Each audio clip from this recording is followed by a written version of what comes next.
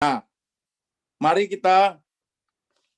kita perhatikan ini. Inilah core dari semua yang saya terangkan. Ini sangat penting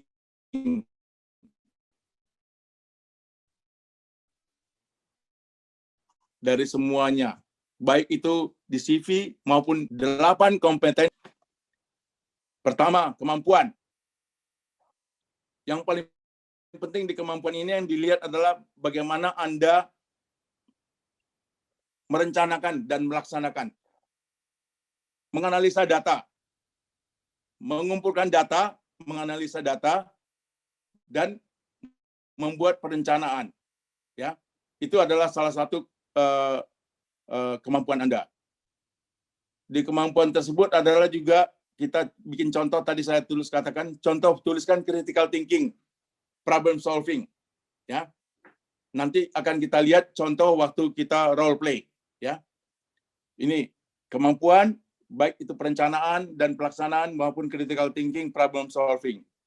Ya, yang kedua adalah achievement, prestasi. Yang pertama tadi kemampuan atau capacity. Capacity itu katanya sudah dibawa dari lahir, tapi ada yang ini juga kalau kita asah juga bisa naik capacity. Ya. Nah, yang kedua adalah achievement atau prestasi. Ada dua yang penting dari achievement atau prestasi, yaitu adaptable. Ya. Ya, kita adaptable, baik itu adaptable waktu kita membuat decision. Contohnya kalau ada permasalahan, kita harus adaptable. Contohnya, kalau kita punya masalah di departemen kita, tahu-tahu jawaban permasalahan ini ada di departemen lain, kita juga harus adaptable. Ya, itu kasih contohnya. Terus yang kedua adalah solution driven, deliver result. Nah, ini harus kita tunjukkan juga di CV kita maupun waktu menerangkan. Nanti kalau ditanya, result apa yang kita pernah tunjukkan yang sesuai dengan job requirement. Gitu ya. Yang ketiga yang paling penting lagi adalah relationship atau hubungan. Kita tunjukkan kriteria bagaimana kita membangun kerjasama tim dan kolaborasi. Ya. Teamwork and collaboration kalau di bahasa sononya ya. Ya. Terus ya juga kemampuan berbahasa Inggris kita. Kemampuan berbahasa Inggris kita, kemampuan bukan hanya bahasa Inggris, kemampuan communication skill, ya, baik itu presentation skill maupun menginfluence orang. Kalau kita berbicara mengenai komunikasi, ada 3. Komunikasi yang tertulis, maupun komunikasi saat kita presentasi, maupun komunikasi saat kita menerangkan kepada tim. Ya, itu semua harus kita improve. Kita harus bagus. Kalau kita bergerak dalam bidang teknikal, atau ini artinya teknikal sini, kita harus tunjukkan keterampilan teknis kita, technical skill, ketajaman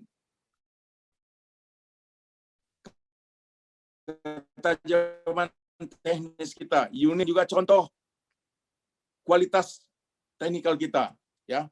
Jadi semua yang 8 ini Anda harus tuliskan contohnya sebelum interview dan coba latihan, sering-sering latihan. Jadi supaya lebih, kalau ditanya atau ada pertanyaan, jadi kita cepat menjawabnya. Next. Nah, kalau saya sarikan nanti ya, ini nanti pada saat role play, kita di breakout room, nanti coba waktu di breakout room itu, pada saat Anda melihat, observe, coba diisi si kandidatnya gimana kemampuan ininya, perencanaannya maupun pelaksanaannya, ya, critical thinking-nya gimana, adaptable-nya gimana. Waktu interview itu kita bisa lihat. Nanti coba kalian, di sini bukan rating ya, nanti mungkin kalau Anda sebagai observer, mungkin coba kasih feedback. Kira-kira apa kalau kelemahan dan kekuatannya, kelebihannya, kelemahan dan kelebihannya.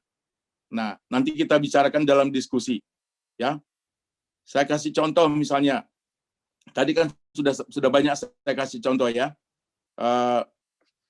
Contohnya mengenai perencanaan. Misalnya nanti saya akan terangkan perencanaan itu termasuk juga mengumpulkan data, menganalisanya maupun membuat perencanaannya maupun dalam hal pelaksanaannya. Ya. Oke. Jadi ini tolong ini difoto aja dulu sekarang ini untuk nanti pada saat diberi card room untuk pegangan. Inilah inti dari semua yang dinilai oleh recruiter, ya. Capacity, achievement, relationship, and technical. Ya, silakan foto. Oke. Next. Oke, pada saat role play, nanti akan kita lihat pada saat role play seperti tadi bagaimana caranya kita tunjukkan kita bahwa percaya diri, relax, ya. Seperti tadi saya katakan dengan kita menulis contoh kita ya, bukan contoh orang lain ya. Itu semuanya you. 8 kompetensi, ya, 8 kompetensi. Nah, itu dari 8 itu masing-masing kalau bisa ada kelemahan dan kelebihannya, ya, kelemahan dan kelebihannya. Bukan berarti kalau kita tunjukkan kelemahan nggak bagus.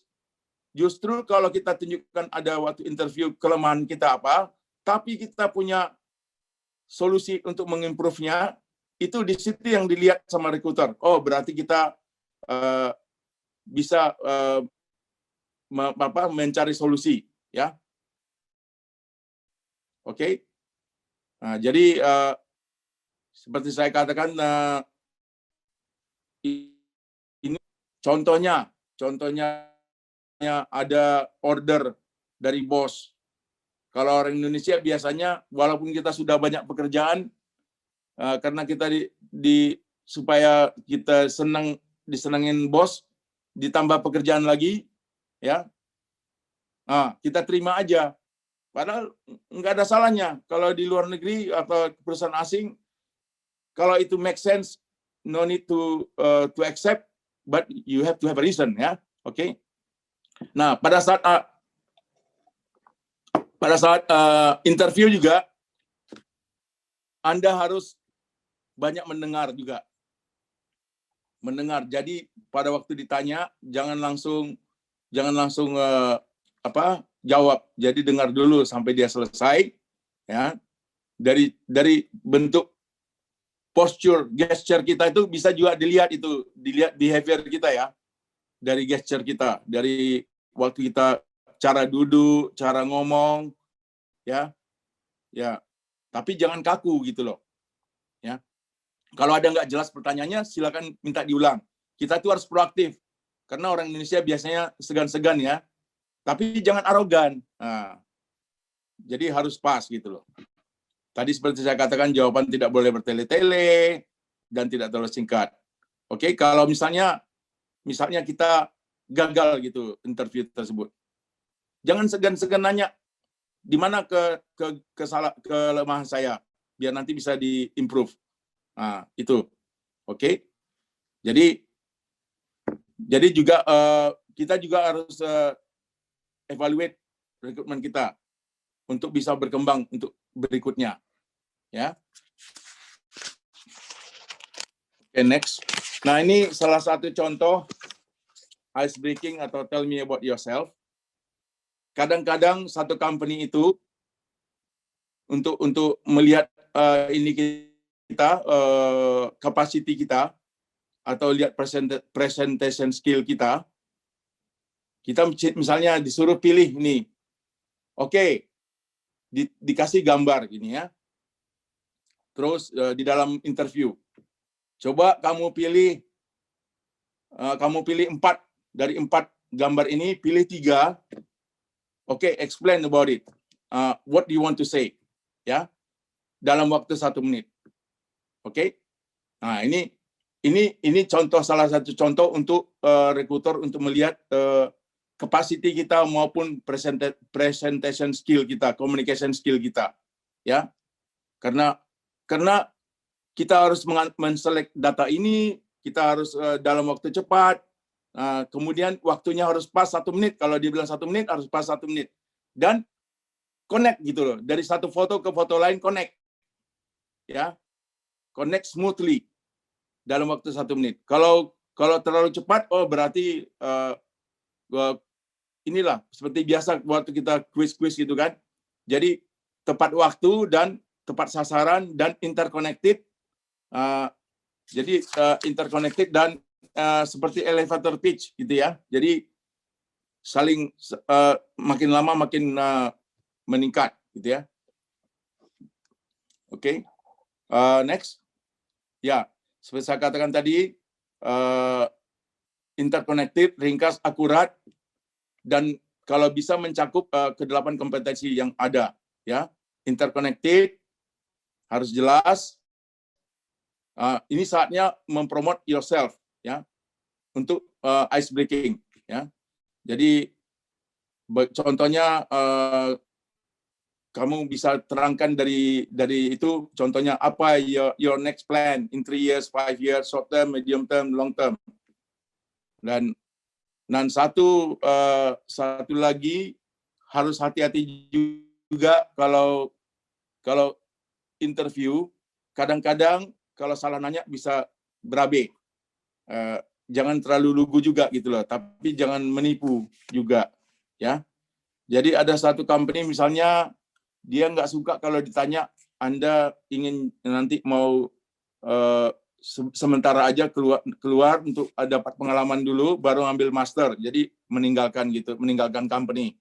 Kan biasanya kalau kita mengambil master biasanya kan harus ada pengalaman kerja 1 atau 2 tahun. Jadi kadang-kadang satu company nggak suka hanya sebagai batu loncatan gitu, ya. Oke.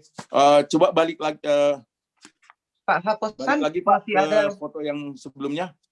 Pak Haposan, masih ada Ya. 10 menit lagi. Ya. Terima Saya kasih. mau kasih contoh ya mengenai ice breaking. Ya. Mungkin ada satu orang yang nggak foto. Ya. Coba satu orang praktis. Saya mau dengar siapa yang mau volunteer. Coba pilih tiga dari foto ini.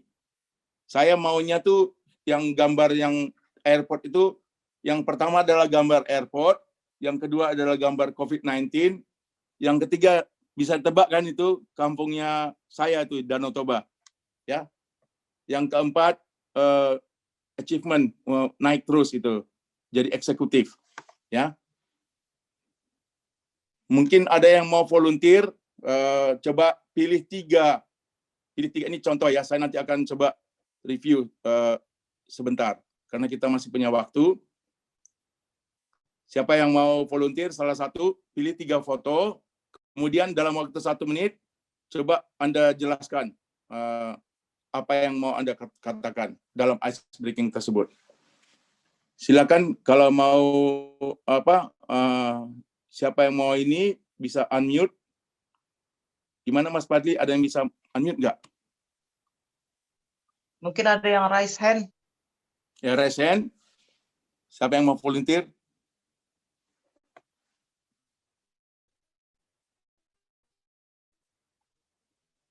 Nanti saya mau review sebentar. Yang nomor 1, airport itu harus ada, harus Anda pilih. Contohnya.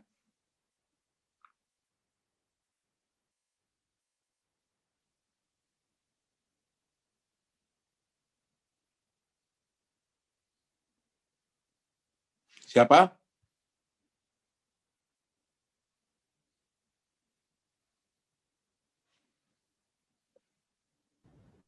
Ada bisa lihat ya, Bu Yeti?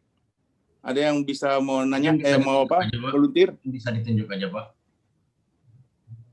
Belum ada Pak Haposan, mungkin Belum ada. diminta tunjuk aja langsung. Oke. Karena ada yang dari Batak adalah Mbak Kori, Silakan Mbak Kori. Halo Pak Bosan. Dan kebetulan farmasi juga ya, farmasi. Ya, betul sekali Pak. So, okay, so if we would like to have the ice breaking, if this information would like to come to me, tell me about yourself. Ya. From this picture, mungkin saya akan, ini gambaran Pilih situasinya tiga. yang Pilih tiga gambar. probably saya akan pilih yang pertama itu yang pesawat dengan ada background orang eksekutif mungkin yang sedang melakukan Pilih dulu bisnis fotonya, tour. nanti baru terangkan ya. Oke, sure Pak. Kasih tahu dulu yang mana yang mau dipilih ya. Yang pesawat yang ada di bandara, terus habis itu yang COVID-19, World Travel Tourism Council, and yang ini, yang gambar environmental kita saat ini. Oke. Maksudnya Bu Kori Terus satu pilih lagi? dulu salah satu. Satu lagi. Udah Pak, satu Kan yang tiga, ya? pesawat, yang dua COVID-19, Ya. travel ini, terus yang ketiga yang environmental, yang gambar kayak Danau Toba ini Pak. Oke. Itu Silakan. memang Danau Silakan Toba, coba. Kori, ya. Itu memang Danau Oh Toba. gitu Bu. Itu Danau Toba ya bisa juga. Benar. Makanya itu yang mau saya, benar juga itu tadi, berarti evaluasinya Kori cocok itu ya. Dia bisa Kalau lihat saya dari dua sisi, pemikirannya, dari Danau kalau- Toba dan environmental ya. ya, tapi kalau saya pemikirannya itu kayak danau di Cina itu loh Pak. Jadi, Coba tapi saya kita boleh jelasin. mulai dari Oke. 1 menit, mulai 1 menit, terangkan ketiga foto tersebut. Baik, terima kasih kesempatannya Pak Haposan. Mungkin saya pakai bahasa Indonesia karena most of us here use Indonesia language. Jadi di sini saya ingin menjelaskan terkait bagaimana COVID-19 ini sangat berimpactful pada bisnis kita. Terutama kita bisa lihat situasi di sebelum tahun 2020 bahwa banyak banget eksekutif ataupun bisnis travel yang kita jalankan, yang kita beroperasikan. Bukan yang kita operasikan, tapi dunia operasikan, di mana bisnis travel ini salah satu yang bisa revenue buat buat government kita. Namun karena situasi COVID-19 yang terjadi di Desember 2019, makanya disebut COVID, terhambat untuk bisnis pariwisatanya dan efek pada sektor ekonomi. Nah, cuman di satu sisi kita juga melihat efek positifnya, di mana lingkungan kita dari gambar ini kita bisa melihat bahwa lingkungan menjadi lebih bersih dari polusi, karena mungkin dari sektor industri ada pengurangan. Halo? Jelas Pak? Ya, go ahead. Oke. Ya, jelas. Karena tiba-tiba slow display-nya. Nah, dari sisi positifnya adalah environmental kita itu menjadi lebih bersih. Kita bisa lihat di sini, biasanya kalau kita mapping dari satelit, akan terlihat banget kalau misalnya environmental kita itu penuh dengan polusi, yaitu dengan banyaknya kabut. Namun di sini itu clear banget, saya bisa melihat jelas bahwa ada air, ada bahkan ada di tengah-tengah air itu ada mungkin suatu pulau, dan dari sini juga terlihat jelas bahwa kemungkinan tidak adanya sumber-sumber polutan baik dari sektor industri ataupun dari sektor human dari penggunaan bahan bakar. So yang saya bisa jelaskan adalah bahwa COVID-19 itu nggak selamanya negatif, bisa juga positif. Namun bagaimana kita mau membangun perekonomian bisa dengan kita cari cara untuk beradaptasi. Demikian yang bisa saya sampaikan, Pak. Terima kasih. Oke, good, very good. Terima kasih Mbak Kori, Ito Kori ya. Terima kasih, Pak. Oke, jadi bagus sekali. Mari saya sebentar akan analisa sebentar ya. Oke, bagus dia milih 3 itu. Sekarang kalau dimulainya dulu kita interview ini untuk mencari job apa gitu ya. Misalnya, ya kan tadi memang saya belum kasih tahu kan job apa. Oke. Misalnya itu memang sih sebenarnya waktu kamu interview sudah tahu job apa yang akan kamu apply kan, betul kan? Nah, jadi kalau contohnya misalnya yang dicari adalah salah seorang research di bidang vaksin, ya kan? Ya. Nah, terus kita mau kerja di perusahaan internasional, ya. Nah, tadi kan misalnya tadi oke, itu kan secara umum. Nah, kalau kita melamar sebagai salah satu research di bagian vaksin, tadi belum disebutkan mengenai vaksinnya gitu kan. Nah, contohnya gitu. Terus kita melamar di perusahaan internasional. Jadi di gambar pertama ini orang bisa lihat itu airport, ya. Ada yang bilang, oh karena saya suka traveling, saya maunya bekerja di luar negeri. It's okay, traveling bekerja luar negeri karena lihat airport kan. Tapi mungkin lebih bagus lagi, oke, ini critical thinking-nya ya. Karena lihat airport itu adalah melting pot, tempat ngumpulnya berbagai bangsa dan suku segala macam. Karena kita melamar di perusahaan asing, oh, I like this airport because at the airport many nationalities gathered there. So that's why I want to apply for international company, because I just want to show you that my interest international company by looking at this airport photo, I really want to join the international company. Ya, jadi kayak gitulah contohnya ya. Itu jadi dari ice breaking ini ada 2 yang bisa kita lihat kriteria yang dari 8 tadi itu. Apa itu? Yang capacity dengan relationship. Ya, saya kasih contohnya ya. Apa di capacity kriterianya? Yaitu adalah yang pertama tadi, gather information, select information, analyze, and then memplanning apa yang mau dikatakan kan? Benar nggak? Kita harus memplanning dari 3 foto ini apa yang mau kita jelaskan, ya. Nah, itu adalah kriteria yang pertama dari capacity, kemampuan yang pertama, yaitu planning and organizing. Kalau ingat yang 8 kriteria yang pertama yang sebelah paling kiri itu adalah yang dinilai, ya.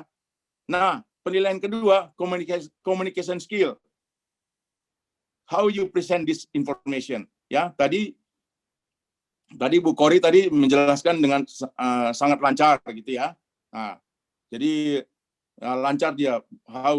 Kadang-kadang ada orang yang dan bagusnya lagi tadi Kori itu menerangkan satu foto ke foto yang lain itu saling connect gitu loh. Ya, jadi interconnected. Nah, itu juga communication skill. Bagaimana cara kita menerangkan untuk mengekspresikan pendapat kita.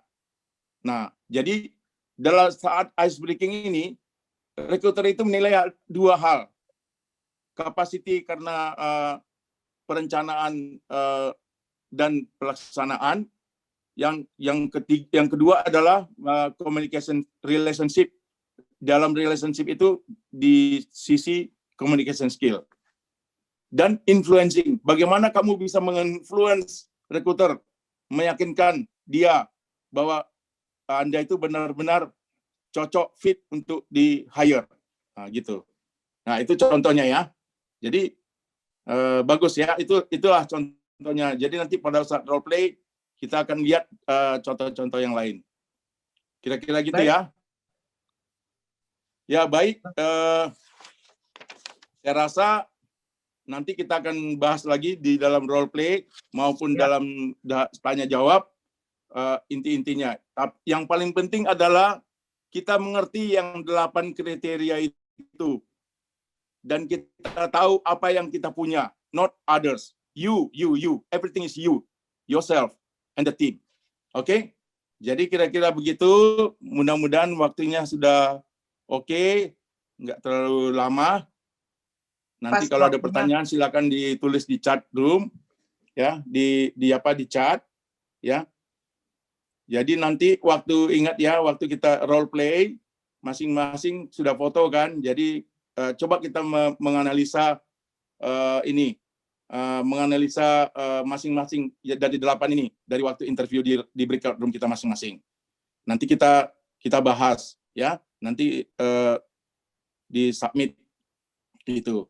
Jadi mari kita, jadi ini penting ya, yang 8 kriteria ini, candidate assessment form ini.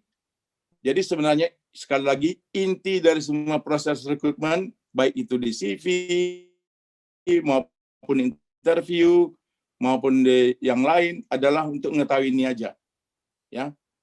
Nggak harus berurutan nanyanya, tergantung flow-nya gitu loh. Jadi nanti kalau kadang-kadang kita menjawab satu pertanyaan dapat semuanya gitu. Contohnya menjawab satu pertanyaan kayak tadi itu kan, kayak tadi Cory menerangkan sudah dapat mengenai kemampuan yang pertama itu, perencanaan dan pelaksanaan dengan communication skill. Udah, nggak usah diulang lagi gitu loh. Gitu. Ya.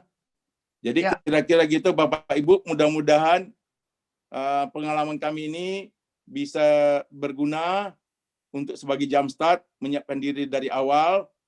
Jadi ada continuity antara seri pertama dan seri kedua, nanti seri ketiga. Seri pertama yaitu peluang mencari kerja di luar negeri, perusahaan luar negeri, perusahaan asing. Yang kedua yang dari Pak Said kemarin, yang pertama dari Pak Joko, yang kedua meniti karir di instansi internasional. Ya, nah yang ketiga ini adalah proses rekrutmen. Ya, proses rekrutmen itu ya intinya yang ini. Oke, mudah-mudahan golden tips ini sangat berguna bagi Bapak Ibu sekalian.